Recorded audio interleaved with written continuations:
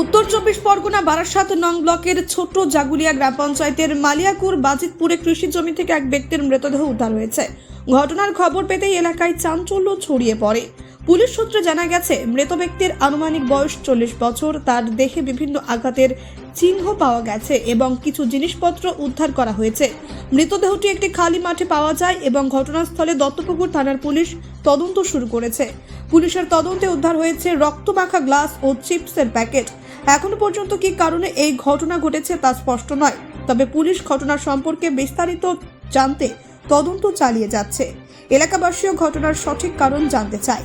সকালবেলা যখন আসলাম দেখি অনেকটা লোকই আছে, এসে দেখলাম তো লাশটা পড়ে আছে, মাথা নেই, পুরো উলঙ্গ অবস্থায়, পাটাগুলো পোড়া আছে, হাত পা বাঁধা, ওর গেঞ্জি দিয়ে বেঁধেছে, বেঁধে কেরোসিন দিয়ে পুড়িয়েছে, মানে গন্ধ এরকমই লাগলো। হাত পা দুটোই পোড়ানো, পাটা তো পুরো পুড়ে বেগুনের মতো হয়ে গেছে, আর হাতটা এভাবে বাঁধা ছিল, ওইভাবেই পুড়ে গেছে। মাথা কোনো দেখা যাচ্ছে না, মাথা নেই এখানে, রক্তাক্ত অবস্থায় এখানে পড়ে আছে। এছাড়া তো ও দেখার মতো না, তবু আর কি যেমন পড়েছিল অমনই দেখেছি, আরও লোকই ছিল, তার সবাই দেখেছি একসাথে। হ্যাঁ, লিঙ্গটা কেটে দিয়েছি, মানে প্যান্টটা পড়েছিল, ওর প্যান্টটা পরেই খুলেছে, খুলে দিয়ে তারপরে ওরা মানে কোপ মেরে কেটে দিয়েছে। মদের গ্লাস আছে, চিপস কুড়কুড়ে আছে, কাটেনি প্যাকেট এখনো। না, এখানে এসব কোনো আসর হয় না এখানে, তো হঠাৎ দেখলাম আমরা এই প্রথম, এখানে এই প্রথম। আতঙ্কিত তো অবশ্যই, এখান দিয়ে যারা যাওয়া আসা করে, আমরা স্টেশনে যাই, আমাদের পাশের গ্রাম, এখানে যাওয়া আসাই তো অসুবিধা হয়ে যাবে এবারে। না, মাথা পায়নি, না না, কিছু পাওয়া যায়নি। না না, চেনা তো যায় না, অনেকক্ষণ চেষ্টা করেছে, সাহেব এসে দেখছে, কোনো চেনার লাইন পাচ্ছে না। আমার নাম মোহাম্মদ নিজাম আলী। এলাকা বলতে পাশে।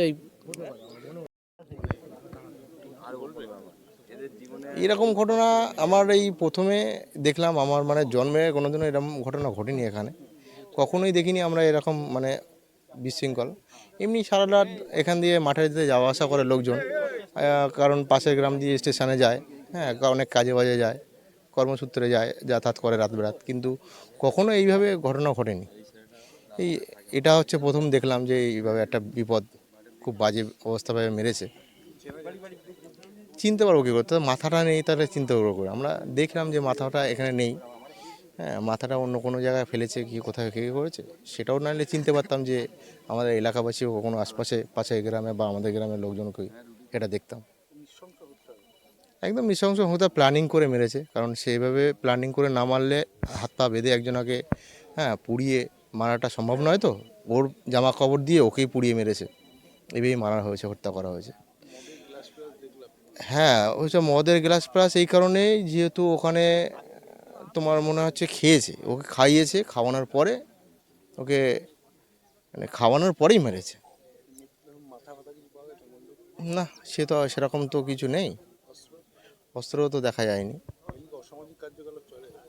না, অসামাজিক কার্যকলাপ চলে না, সেরকম কিছু চলে না আমাদের এই আশপাশে। খুব সুন্দর, মানে আমরা দুটো গ্রামে খুব সুন্দরভাবেই থাকি, কিন্তু এই প্রথমে এরকম একটা ঘটনা আমাদের মানে এলাকাতে হলো, দুটো গ্রামের মিডিল পজিশনে এরকম একটা ঘটনা ঘটলো, কখনোই এরকম ঘটনা ঘটেনি। আমার নাম এমডি মাহির আলী, আমি পঞ্চায়েত সদস্য হাজব্যান্ড। ব্যুরো রিপোর্ট, নির্ভীক বার্তা।